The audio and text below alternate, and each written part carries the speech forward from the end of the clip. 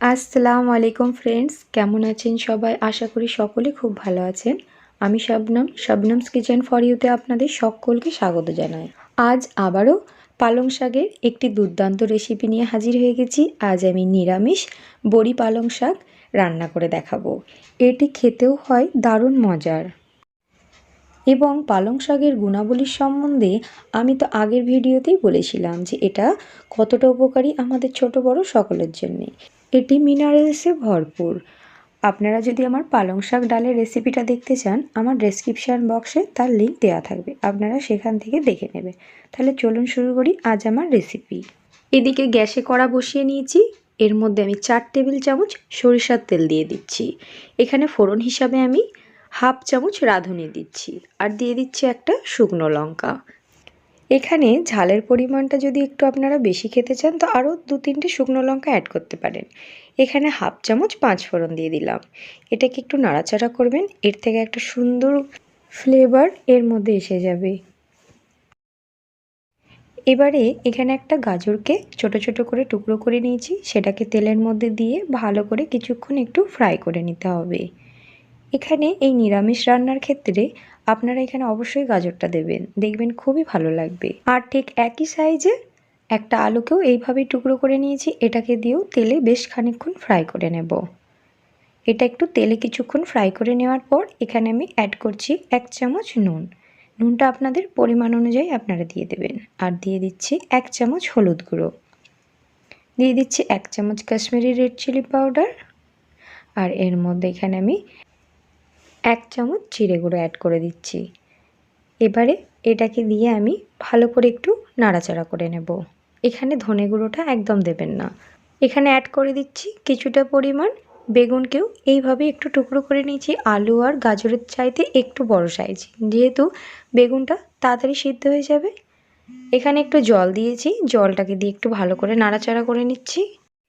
এবার এই সবজিগুলোকে একটু সিদ্ধ করার জন্য 2 থেকে 3 মিনিট একটু চাপা দিয়ে কুক করে নেব। এদিকে একটা প্যান বসিয়ে কিছুটা পরিমাণ সরিষার তেল দিয়ে নিচ্ছি। এবারে এখানে দিচ্ছি আমি মসুর ডালের বড়ি।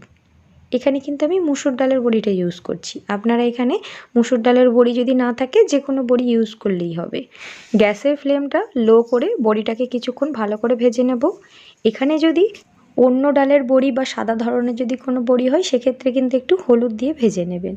তো এখানে বড়িটা ভাজা হয়ে গেছে, এমন পর্যায়ে আমি একটা প্লেটের মধ্যে এটা তুলে নিচ্ছি। এদিকে 2 থেকে 3 মিনিট হয়ে গেছে, সবজিটা অনেকটা কুক হয়ে এসেছে। কেননা পালং শাক কুক হতে বেশি সময় লাগে না, তার জন্য এখানে গাজর আলুগুলোকে একটু কুক করে নিয়েছি আমি। এবারে কেটে রাখা পালং শাকগুলো আমি এর মধ্যে দিয়ে দিচ্ছি। পালং শাকটাকে ভালো করে ধুয়ে নিয়েছি। পালং শাকগুলোকে একটু বড় বড় করেই কেটেছি, কেননা এটা গলে যাবে খুব তাড়াতাড়ি। তো একটু ভালো করে নাড়াচাড়া করে নেব এটাকে আমি। কিছুক্ষণের মধ্যেই দেখবেন কমে যাবে শাকটা। শীতকাল মানেই কিন্তু সবজির বাহার, এটা আমরা সকলেই জানি। এখন কত রকমের সবুজ সবুজ টাটকা টাটকা সবজি পাওয়া যায়, তো সব সবজি দুপুরে গরম ভাতের সাথে জমিয়েই খাওয়া যায়। তো আজকে আমি যে নিরামিষ রান্নাটা করছি এটা আপনারা বাড়িতে ট্রাই করে দেখবেন, খুবই খেতে ভালো লাগবে। এখানে শাকটাও কমে এসেছে, একটু নাড়াচাড়া করে নেওয়ার পর সামান্য জল দিয়ে দিচ্ছি। এবারে এটার মধ্যে দিয়ে দিচ্ছি আমি ভেজে রাখা বড়ি। এখানে দেখবেন বড়িটা আমরা শেষে দিই, কিন্তু এই বড়িটার ক্ষেত্রে আপনারা এই পর্যায়েতেই দিয়ে নেবেন, কেননা এই বড়িটা একটু সিদ্ধ হতে সময় লাগে। শাকটাও সিদ্ধ হবে আর বড়িটাও ভালোভাবে কুক হয়ে যাবে, তার জন্য আমি এখন দিয়ে নিলাম। এটাকে দিয়ে ভালো করে নাড়াচাড়া করে এবারে ঢাকনা দিয়ে 3 থেকে 4 মিনিট একটু কুক হতে দেব। 3-4 মিনিট হয়ে গেছে। যেটা জলটা দিয়েছিলাম তার থেকে কিন্তু অনেকটাই জলটা কমে গেছে। এটাকে আরও একটু ভালো করে নাড়াচাড়া করে নিচ্ছি, মিডিয়াম ফ্লেমে রেখেছি। এখানে আমি সামান্য পরিমাণে একটু চিনি অ্যাড করছি, আর দিয়ে দিচ্ছি এখানে 1 চামচ ঘি। এটা দেওয়ার ফলে এই রান্নাটার টেস্টটা একদম দ্বিগুণ বেড়ে যাবে। এখানে এরকম যেমন জলটা আছে এই পর্যায়েতে আপনারা কিন্তু গ্যাসটা বন্ধ করে নেবেন।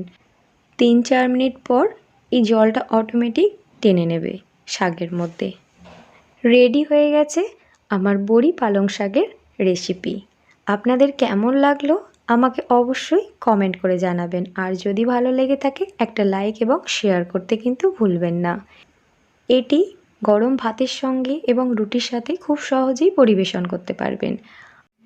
এই নিরামিষ রান্নাটা যে এত মজার হয় এটা আপনারা বাড়িতে বানিয়ে দেখবেন, তাহলেই কিন্তু বুঝতে পারবেন। আশা করছি বাড়িতে বানানোর পর বাড়ির ছোট বড় সকলেই খুবই মজা করে এটা খেয়ে নেবে। তো বন্ধুরা, আজকের মতো আসি। নেক্সট ভিডিও নিয়ে আবার হাজির হয়ে যাব ইনশাআল্লাহ। আল্লাহ হাফেজ।